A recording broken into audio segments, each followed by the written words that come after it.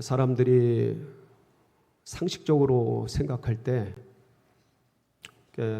사람들이 예수님을 직접 만나면 그 예수님을 쉽게 믿고 받아들일 것 같지 않습니까? 그런 것 같지 않습니까? 예수님을 본다면, 육체로 살아계신 예수님을 만난다면 그분을 이렇게 주로 고백하고 따르기가 굉장히 쉬울 것 같단 말이에요. 이게 상식적이죠. 근데 그렇지는 않습니다. 예수님을 만나도 그냥 지나치는 사람들이 있고,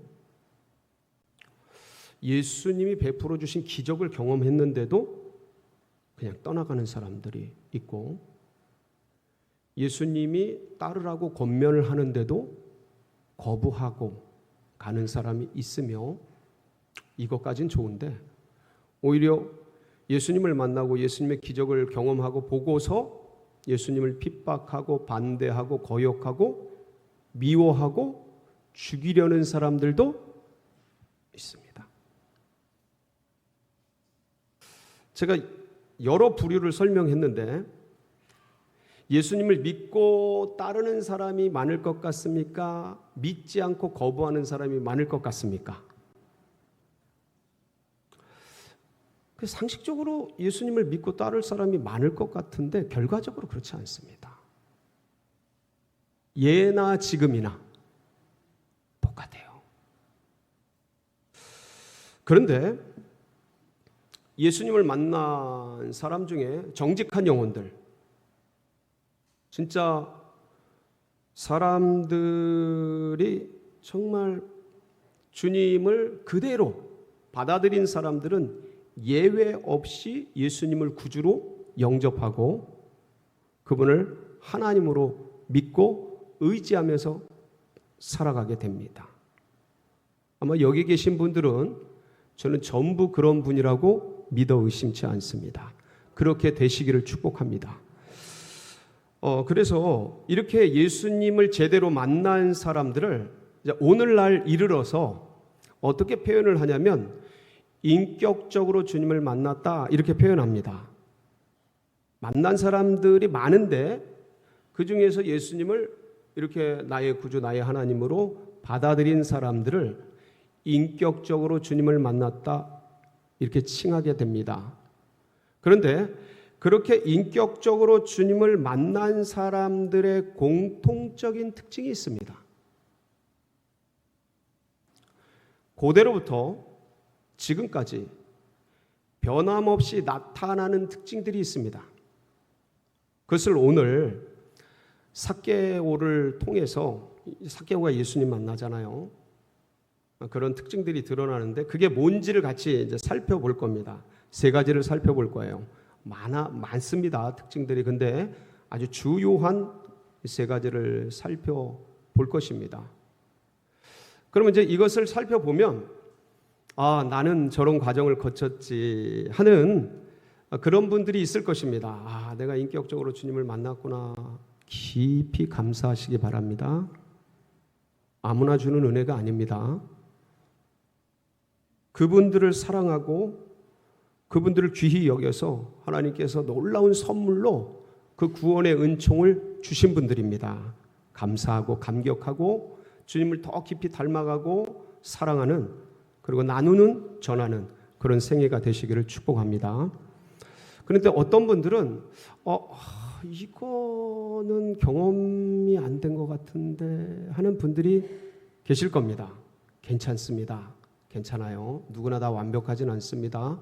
그런 부분이 계신 분들은 이 가을에 주님하고 주님 붙들고 기도의 자리에 나가시고 말씀을 의지하시고 주님이 저에게 좀 더 깊이 있게 경험되고 야다되도록, 경험적으로 주님을 더 깊이 알도록 은혜의 보좌 앞에 나아가는 그런 계기가 오늘 이 말씀이 되시기를 축복합니다. 그리고 어떤 분들은 저는 그런 경험이 아예 없는데요. 괜찮습니다. 목욕탕은 때밀러 가는 곳입니다. 교회는 믿으러 가는 곳입니다. 아멘. 아직 안 믿어지고 그리고 여전히 주님의 도를 찾고 믿고 싶은데 경험이 안 되는 분들은 이 말씀을 들으시면서 나도 삭개와 같이 저런 은혜가 있기를 사모하고 구할 때 그 역사가 일어날 줄 믿습니다. 그날이, 그 구원의 날, 은혜의 날이 오늘 될 줄 믿습니다. 그렇게 사모하시는 거예요. 괜찮아요. 주님이 반드시 주십니다. 베스트의 타이밍에 역사하십니다. 그리고 어떤 분들은 저거 나 다 경험했지, 저런 거 다 내가 누렸지. 근데 지금은 다 잊어먹었. 그냥 냉랭하고 아무 감각이 없고 영적인 이런 사모함이 없고 즐거움이 없고 잃어버리고 상실한 분들이 혹 계실 수 있습니다. 괜찮습니다. 신앙이 그래요. 처음부터 끝까지 완전한 사람이 없어요. 넘어지고 쓰러지고 잃어버리고 다시 찾고 그러는 겁니다. 오늘 이 말씀을 통해서 다시 한번 그 구원의 감격, 구원의 은총을 회복하고 사모하고 이 가을에 주님께 매달리면서 구하고 찾고 하는 그런 복된 은혜의 시간이 되시길 축복합니다. 이제 오늘 말씀은 누가복음 19장은 2000년 전 예수님 시대에 일어났던 일이지 않습니까? 그때 시대에 이스라엘은 로마의 식민 통치를 받고 있었습니다. 우리나라는 일제 때 일제 지배를 받은 경험이 있고 우리 선배님들은 그리고 그런 역사적 사실을 우리가 국사 시간을 통해서 공부를 하고 그리고 많은 분들의 당했던 여기도 계셔요. 그런 분들의 증언과 고백을 통해 우리 아버님 세대, 할아버님 세대죠. 얘기를 직접 듣고 간접적으로 경험하고 그 식민지 사회가 어떤 것인지 얼마나 고통스러운 것인지를 우리는 직간접적으로 다 알고 있습니다. 그래서 이스라엘이 로마의 통치를 받고 있어서 로마의 식민지였어? 라는 사실을 염두에 두시고 우리가 쉽게 이해할 수 있으니까 그렇게 접근하시면 아주 이해가 더 편합니다. 그 중에서 특별히 예수님이 예루살렘으로 마지막 가기 위해서 들르시는 곳이 여리고인데 이 여리고는 예수님 당시뿐만 아니라 그 고대로부터 예수님 당시 이전 훨씬 수천 년 전부터 아주 이 여리고는 유명한 도시입니다. 왜 그런 거 하냐면 예루살렘으로 올라가는 길이 몇 개가 있는데 수도지 않습니까? 근데 이 해변길, 지중해 쪽의 해변길은 멀어요. 돌아가야 돼요. 그리고 목자의 길이라고 산길로 난 길은 험해요. 힘들어요. 그러니까 보통은 요단 강변길을 통해서 예루살렘으로 올라갑니다. 수도로. 근데 그 길 중에 꼭 들러야 하는 곳이 어디예요? 여리고예요. 여리고. 여긴 물이 많아요. 물이 많고 나무들이 많습니다. 물이 있다 보니까. 그러니까 이 여리고를 지나가야 되니까 예루살렘과 여리고는 예루살렘은 수도잖아요. 그리고 수도에 딸린 이 여리고는 모든 물자들이 지나다니는 길목이에요. 그러니까 세금이 많은 곳이에요. 세금이 많은 곳. 자, 로마의 식민지예요. 이스라엘은 로마의 경제적 수탈 대상입니다.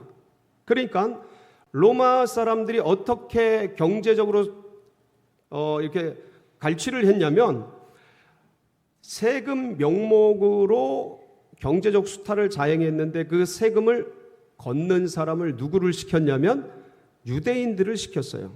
이 사람들 세금 걷는 유대인들을 뭐라고 불렀냐면 세리라고 불렀습니다.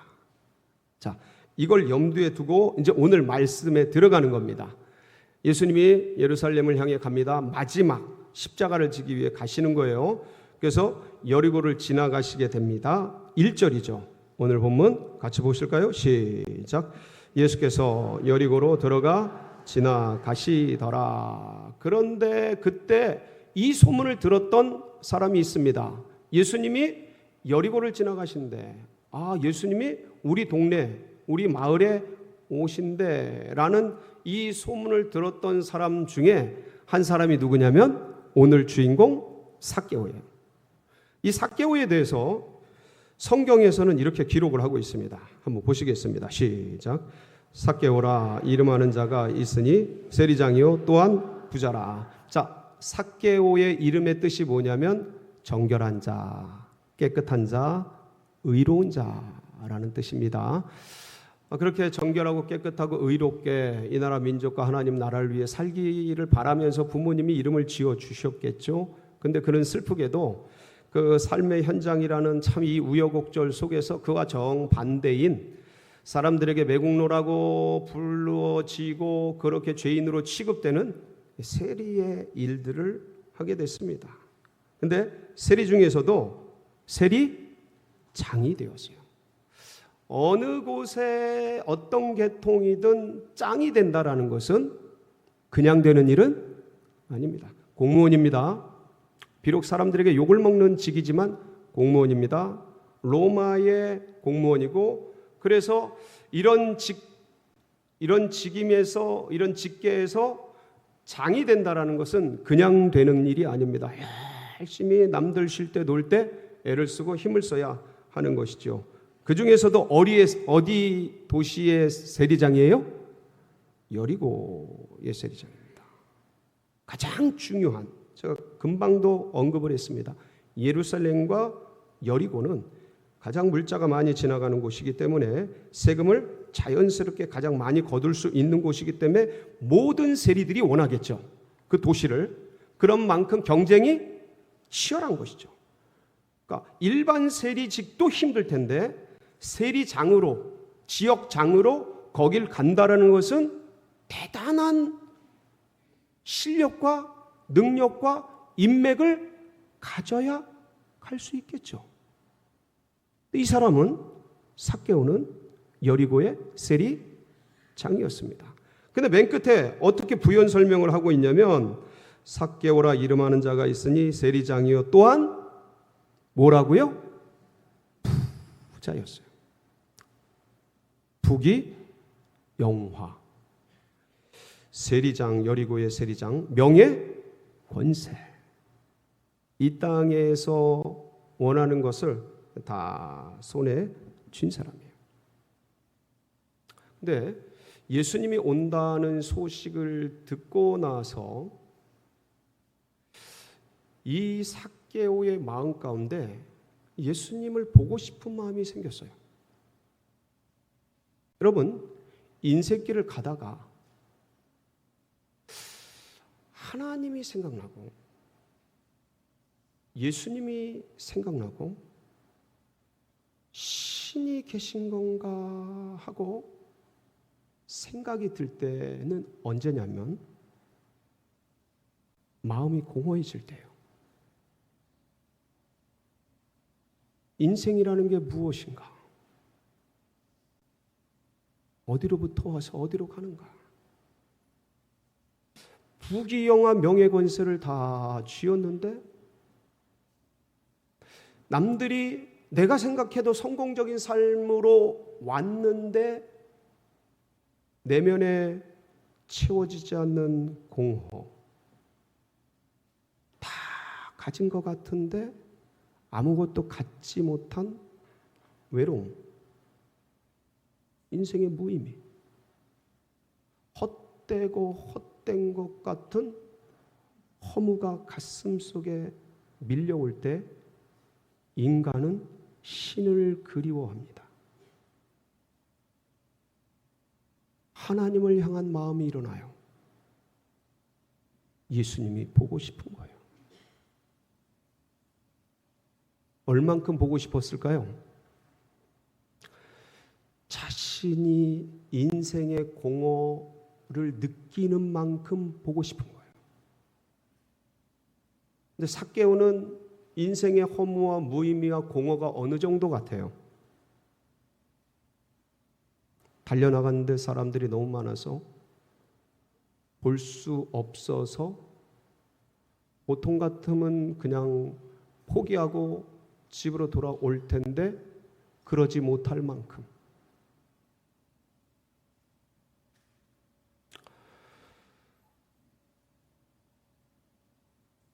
어른이 사람들이 보는 길거리에서 나무를 타고 올라가는 그런 모습은 쉽지가 않습니다.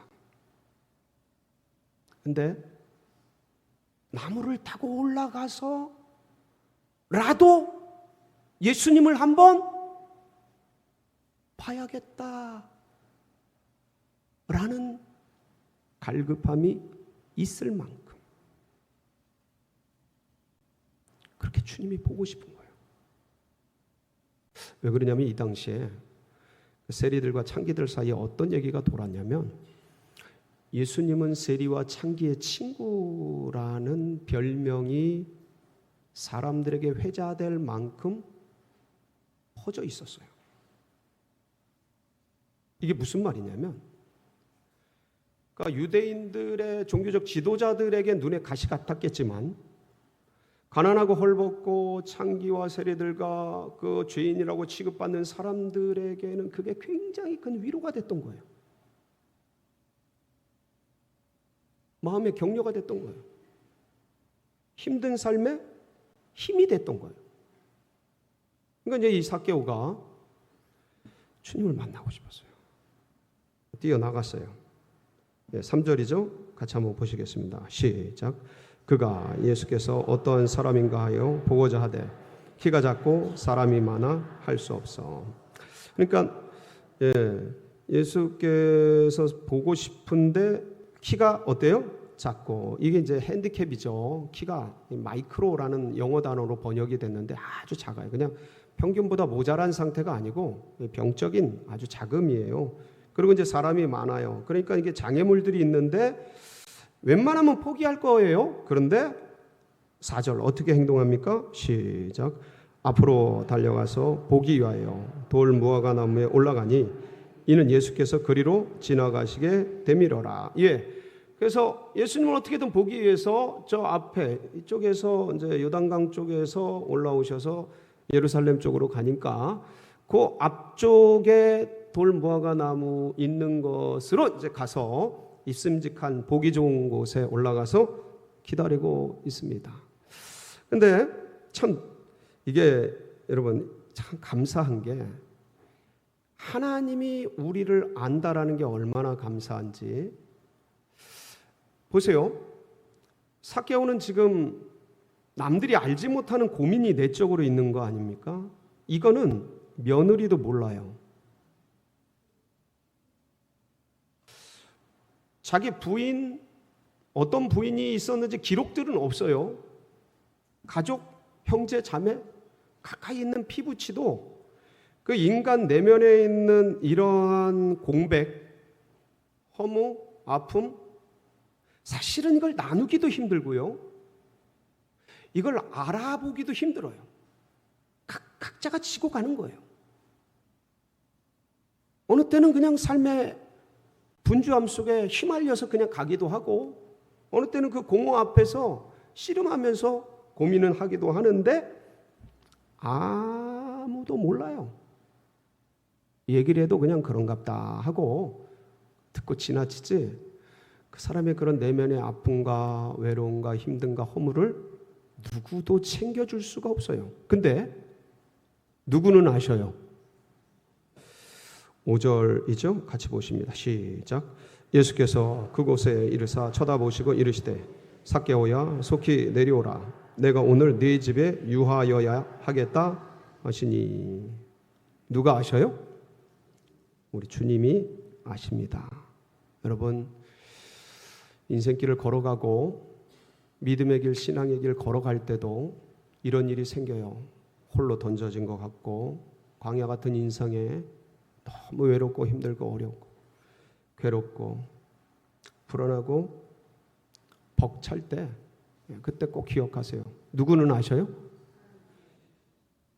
주님이 아시고 그곳에 이르사. 어디에 이르사? 그곳이 어디예요? 돌 무화과 나무.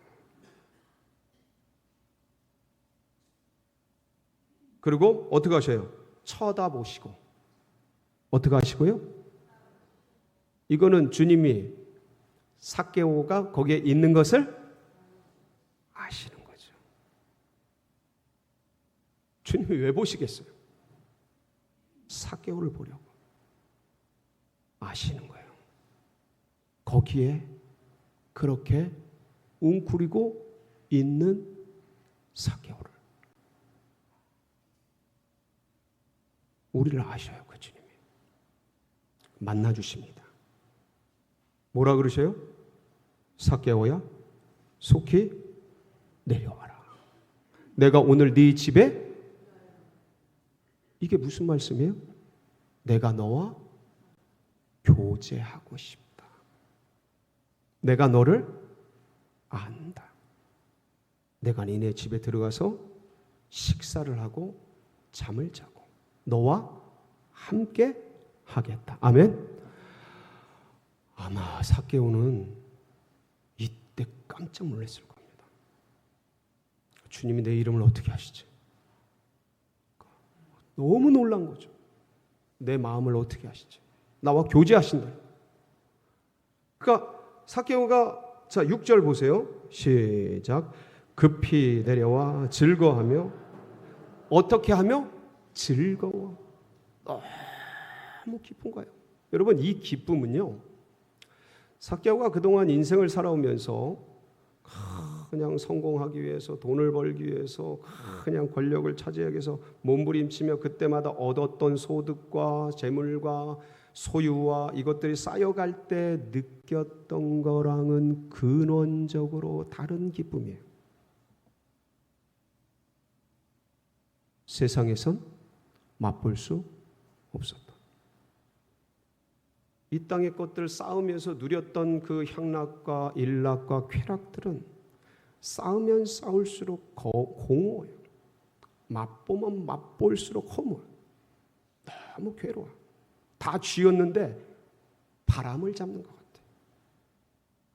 아무것도 없이 홀로 던져진 것 같아요.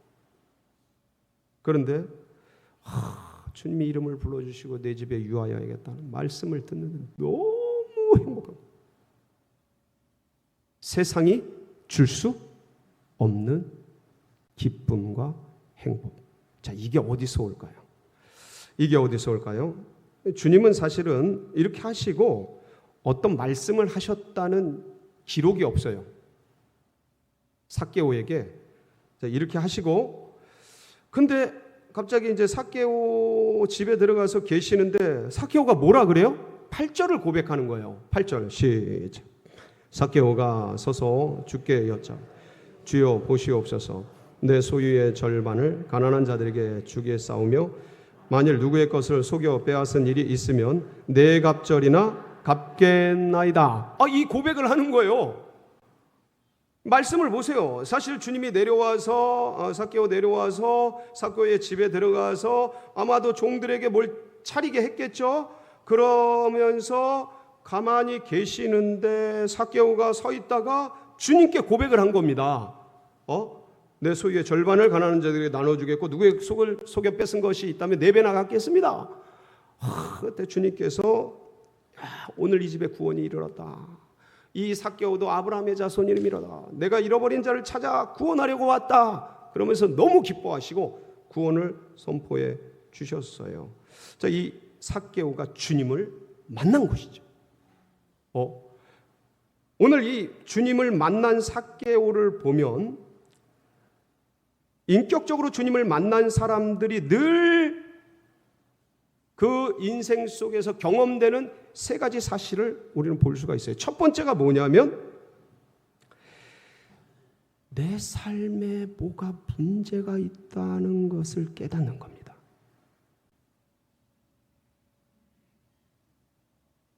분명히 삭개오는 성공적인 삶을 살아왔어요. 잘 살아왔어요. 누구보다도 성공을 했어요. 어쨌든 그런데 주님을 만났는데 내가 뭔가 잘못된 것 같아. 이걸 깨닫는 거예요.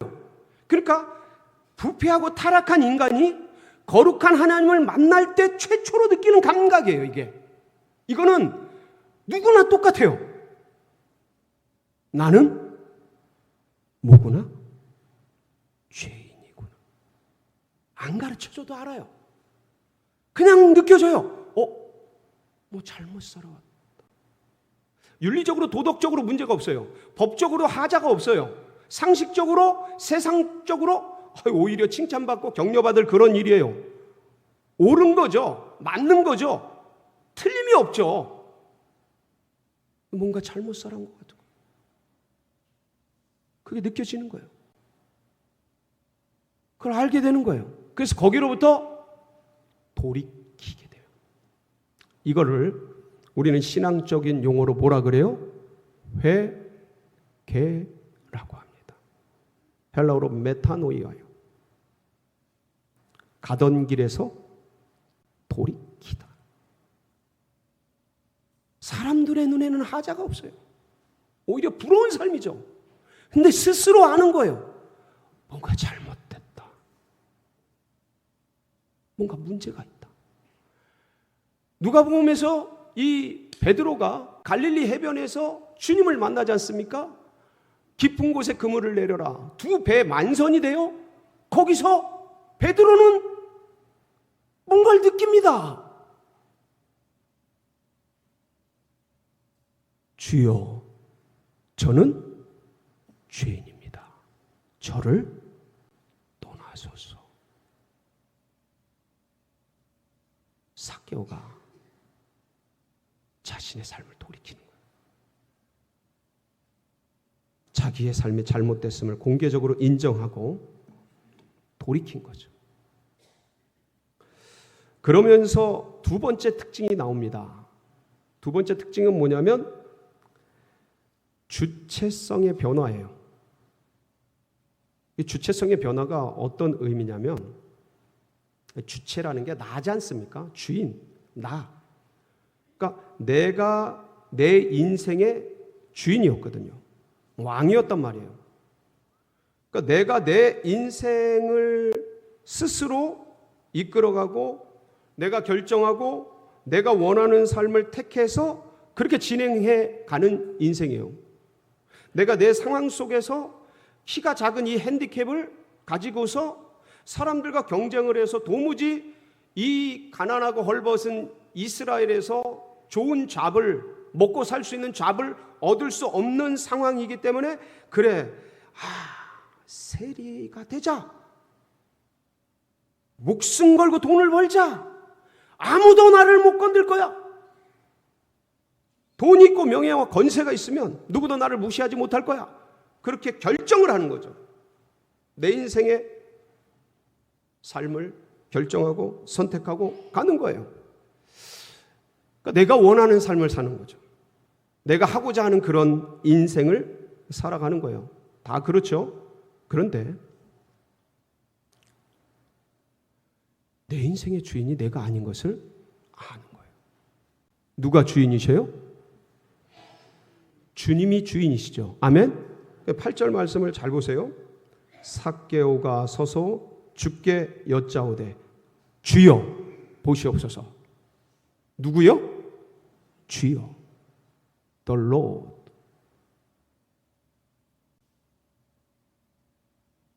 주인이시여. 이런다.